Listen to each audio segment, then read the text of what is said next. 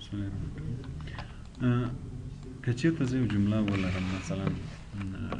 کوم یو پاراګراف لیکلی چې انسټیټیوټ اف انفارمیشن ټیکنالوژي موږ تاسو ورډپیډ کې ویلي وو چې کله زه یو خط لیکم جمله شروع کوم که چیرته زه انټر وهم پاراګراف جدا کیږي یعنی دې ته بیا یو پاراګراف وایي لاندې چې بل لاین لیکم او د بل پاراګراف وایي او که چیرته انټر ونه وهم او همداسې مسلسل یې لیکم نو هر څومره چې ولیکل چې دې ته یو پاراګراف وایي یعنی دا له دې ځای نه تر دې ځای پورې د دې اول سر نه تر دې ځای پورې یو پاراګراف ده که چیرته زه انټر وهم بیا خط ولیکم دا به بل پاراګراف شي اوس خط ولیکم دا بل پاراګراف شو څو پاراګراف اوس لرو درې پاراګراف لرو پاراګراف کې بیا ضرور نه ده چې موږ پاراګراف ټول سلیکټ کړو کلم تغیرات پکې راوستل اوس مثلا زه دې کې تغیرات راولم صرف کلیک پکې کوم اوس که الاینمنټ چینج کوم الاینمنٹ به چینجېږي کور سره مثلا بولیټس ورکوم بولیټس ورکول کېږي دا ټول پاراګراف ده هر تغیرات چې راولم صرف پاراګراف کې به کرسر وي تغیرات پکې راځي نو اوس دلته موږ تاسې انډنټ لرو دې ته انډنټ وایي ګوره انکریز انډنټ او ډیکریز انډنټ که کوم پاراګراف غواړي چې لږ مخته شروع شي نظر نورو پاراګرافو ته مثلا زه دا پاراګراف نظر دو پاراګرافو ته لږ مخکې شروع کوم نو بیا به انډنټ انکریز کوم زه ګوره لیفټ نه لږ مخکې شروع شو لږ نور زیات کړم نور به زیات شي که چېرته بیرته کموم بیرته به کمیږي له دې ځای نه ورته لاین سپیسینګ یې زیاتولی شو که غواړو چې د همدغه پاراګراف د لاینو سپیسینګ زیات شي زیاتولی هم شو او که غواړو چې کم یې کړو کمولی هم شو لاین سپیسینګ آپشن بیا دلته هم لرو چې کله دا کلیک کړو نو ګوره دلته به لاین سپیسینګ راشي چې څومره یې غواړي اوس پکې ګوره سنګل 1.15 ډبل اتلیست اګزیکټلی ملټیپلای یې 3 ده اګزیکټلی یې تقریبا 12 ده نو له دې ځای نه راسن هم کولی شي چې چینج یې کړي چې څومره فاصله غواړي او له دې ځای نه هم ګوره 3 2.5 2 1.5 او له دې ځای نه هم کولی شي چې زیات و کم یې کړي بل په دې ځای کې اډ سپیس بیفور پاراګراف دا مخکې پاراګراف نه غواړي که فاصله یو څه زیاته شي مخکې نه او وروسته نه نو فاصله زیاتولی کمولی شي هغه په هغه شرط چې دلته انټر نور پاراګرافونه نه وي مثلا دلته کرسر ږدم او دا شی کلیک کوم یا دا کلیک کوم چې ګوره د دې ترمنځ فاصله ختم شي ریموو یا د دې بل ترمنځ فاصله ختم شي له بهرني سره اوس مثلا دې کې کرسر ږدم او ورته وایم چې ریموو چې هغه نه فاصله ختم شي د نورو پاراګرافو سره که چېرې فاصله ختموله نو بیا به دا دوه کلیک کوئ بل ډایرکشن ده دې دوه ته ډایرکشن وایي چې ګوره رایټ ټو لیفټ ډایرکشن او لیفټ ټو رایټ ډایرکشن کله چې موږ تاسې پاراګراف کې خط لیکو مثلا زه خط دلته لیکم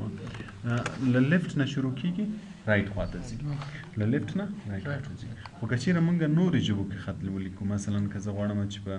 فارسي یا پښتو کې خط ولیکم نو پښتو باید رایټ نه شروع شي لیفټ خواته ته لاړ شي نو موږ دلته ګوره الاینمنټ هم درلودله مثلا که زه الاینمنټ رایټ کلیک کوم دلته به راشي اوس زه لینګویج چینج کوم مثلا فارسي یا پښتو باندې اوس زه دلته خط ولیکم هم کېږي چې یعنې زه الاینمنټ چینج کوم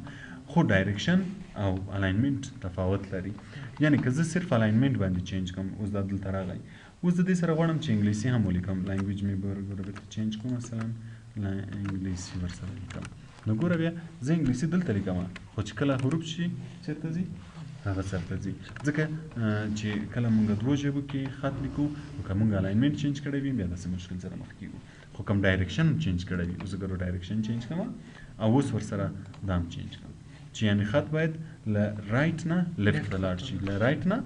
لیفټ خواته لاړ شي اوس که یې زه لیکم اوس به مشکل نه یعنې اوس که زه انګلیسي کوم مثلا اوس دا ورسره لیکم مری انسټیټیوټ بیا یې بدلوم ژبه اوس نور ورسره لیکم مثلا پښتو یا دري باندې که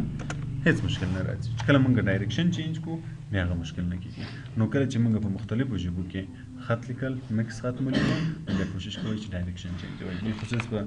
پښتو دري کې چې کله دري او پښتو مکس لیکئ له انګلیسي سره نو بیا ډایرکشن ورته رایټ کوئ دې دوه ته ډایرکشن وایي که بیرته ډایرکشن رایټ کړم بیرته به له دې خوا نه شروع شي هغه خواته به ځي دې ځای نه ډایرکشن چینج کېږي بل دا که غواړې چې ټیبل ورکړي اوس مثلا که زه دا جمله سلیکټ کړم له دې ځای نه کولی شم چې چوکاټ غوندې ورکړم مثلا چار طرف ته چوکاټ ورکړم یا رایټ خواته یا لیفټ خواته یا ټاپ ته یا بوټم ته له هر طرف نه کولی شم چې لاین ورکړم ګوره دا لاینونه دي مثلا زه آل بارډر یا آوټساید بارډر ورکړم تر څو چار طرف بارډر له دې ځای نه رنګ ورکولی شو چې څه رقم رنګ ورکوي هر رنګ چې کلیک هماغه رنګ ورکولی شو په دې کې بعضې نور آپشنونه دي چې کله موږ دا کلیک راځي چې دا بیا وروسته وایي اوس فعلا یې ساده چې تصویر وشي بل سارت ده سارت مطلب ترتیب کول یا منظم کول موږ تاسو په فولډر کې حالت ګوره کړئ په سارت ویلې کنه نو کولای شو سارت هم وکړو مثلا ډایرکشن به بیرته چینج کوم په انګلیسي باندې با یو څو نمونه ولیکم مثلا مالک کلای دا ولی احمد علي احمد ظفر ظفر ولا داسې یو لږ ځله لرم چې څه نومان ما لیکلي زه غواړم چې دا ترتیب کوم څه رقم یې ترتیب کوم چې اول هغه نومونه راشي چې له ا نه شروع وي بیا بي نه بیا سی نه تر زاید پورې یا له زاید نه شروع شي تر ا پورې سارت کوي نو بیا سلیکټ کړئ او له دې ځای نه سارت کلیک کله چې سارت کلیک کړئ دی درته وایي چې څه شی سارت کوئ نو څه شی سارت کوو پاراګرافس دا وینې ګوره یو جدا جدا پاراګراف ته چون انټر هم پکې ویلی ده نو له دې ځای نه پاراګراف کلیک کوو هیډینګز او فیلډز دا شیان بیا وروسته راځي فیلډ او پاراګراف کلیک پاراګراف کې څه شی لیکل شوي دي ټیکسټ لیکل شوی که چېرته نمبر وي باید نمبر کلیک کوو که چېرته تاریخ وي تاریخ خو که چېرته موږ دلته تاریخ انتخاب کړو د خپله تاریخ ته بدلېږي خپله نمبر ته خو که بدل نه شي بیا به یې موږ بدلوو اسینډینګ او ډیسینډینګ اسینډینګ مطلب چې له ا نه شروع شي تر زاید پورې ډیسینډینګ مثلا زه ورته اسینډینګ وایم او پې کوم ګوره اول به ا والا راشي تر زاید پورې لیست به ټول منظم شي او که چېرته له دې ځای نه ډیسینډینګ ورته ووایو بیا بیرته سرچپه شي له زاید نه تر ا پورې دې ته سارت وایي ترتیب کول چې دا بیا وروسته په ټیبل کې بیا راځي چې دا نور ډیټیلز به بیا هلته ورسره ووایو بل دا پکې شو هاید مارکس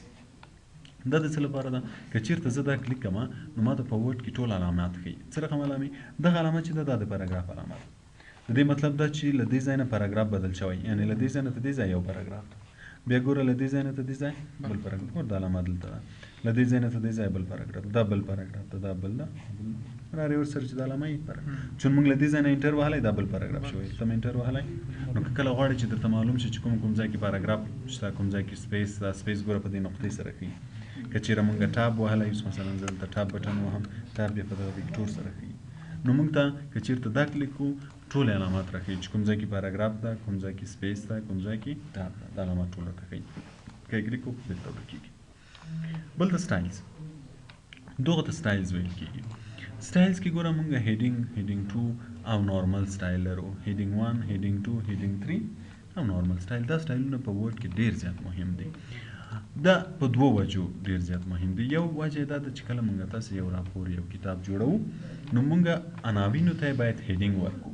کوم عناوین چې موږ غواړو چې په فهرست کې راشي مثلا موږ یو کتاب جوړوو بیا د کتاب فهرست جوړوو چې دا کتاب چې ما جوړ کړی کوم موضوع په کومه صفحه کې ده کومه موضوع په کومه صفحه کې ده نو په هغه وخت کې موږ تاسې باید هیډینګز ولرو کومه موضوعات چې غواړو چې هغه کې راشي فهرست کې راشي موږ تاسې باید هیډینګز ورکړي وي او بل سټایل که چېرته مثلا موږ زه اوس یو کتاب جوړوم په هغه کې چې دا څه مضامین یا عنوانونه لرم دا غواړم چې ټول یو ډیزاین راشي نو که چېرته زه له دې ځای نه ډیزاین ورکوم مثلا زه هم چې لږ دې غټ وي مثلا دغه رنګ دی ولري که نه بولډ دی وي اوس دا مې داسې کو بل عنوان بیا زه سلیکټوم بیا له دې ځای نه سایز رنګ دا شیان ورکوم نو اوس ګوره د دې سایز څو ماته اوس لا هم نه معلومیږي چې دا مې انتخاب کړی زه بیا مجبور یم دا کلیک کوم ګورم چې دې سایز څو شل نو بیا زه دا انتخاب کوم له دې ځای نه شل انتخاب کوم داسې که هر یوه ته زه له دې ځای نه جدا سټایل ورکوم هم وخت ډېر اخلي او هم سړی په تکلیف کېږي چې هره وار وګوري چې د هغه سایز څو د دې سایز څو نو په دې خاطر بیا موږ له هیډینګ نه استفاده کوو مثلا زه دا غواړم چې د دغه په اندازه شي فقط دا کلیک که په هماغه اندازه شي ګوره رنګ یې مو واخیستو سایز یې مو واخیستو سایز یې څو شو 14 رنګ یې دا شو که زه دا غواړم چې دا هم په هماغه اندازه شي دا هم هیډینګ ون کلیک کوم ګوره دا به هماغه اندازه شي وینې تیار جوړ شوی سټایل ده چې موږ په ډېر په اساني سره یو موضوع یا مضمون ته ورکولی شو چې هر یو کلیک یو باید نښانه پې وکړي په خط کلیک یې که یا سلیکټ کړه که چېرته تغییرات پکې راوستل نو بیا به زه تغییرات صرف په دې سټایل کې راولم په دو ټول کې به خپله راځي اوس ګوره په دې کې تغییر راولی صرف رایټ کلیک ورباندې وکړم موډیفای کړم موډیفای مطلب تغییر راوستل څه تغییر راولی فعلا به یې زه رنګ ورته بدل کړم مثلا رنګ دې زه وایم دغه شی شي اوکې که ګوره کوم ځای کې چې مونږ اپلای کړی ده رنګ یې اتومات خپله بدلېږي دې ته به ضرورت نه وي چې زه هر یو جدا جدا بیا انتخاب کړم نو دا سټایلز چې دي په دوو وجو مهم دي یو که چېرته مونږ فهرست جوړوه او مونږ هیډینګ نه وي ورکړي نو بیا فهرست یې نشو جوړولی مونږ باید مهمو موضوعاتو ته چې کوم غواړو په فهرست کې راشي هیډینګز مو ورکړي وي او بل ښه والی دا ده چې خپله سټایل ده له دې ځای نه چې سټایل ورکړی وي چې کله زه تغییرات پکې راولم په سټایل کې چې تغییر راولم په دوه کې راسم بېرته تغییر راځي هره وار به ماته ضرورت نه وي چې زه جدا انتخاب کړم تغییرات پکې راولم که چېرته انتخاب کړم نارمل یې کړم نو بېرته به ساده شي مثلا دا نارمل کوم کلیک یې کړم نارمل هر یو چې کلیک کوم نورمال کلیک کوم هغه به بیرته نورمال کیږي دې چې ته سټایلز وایي پوه شوې ته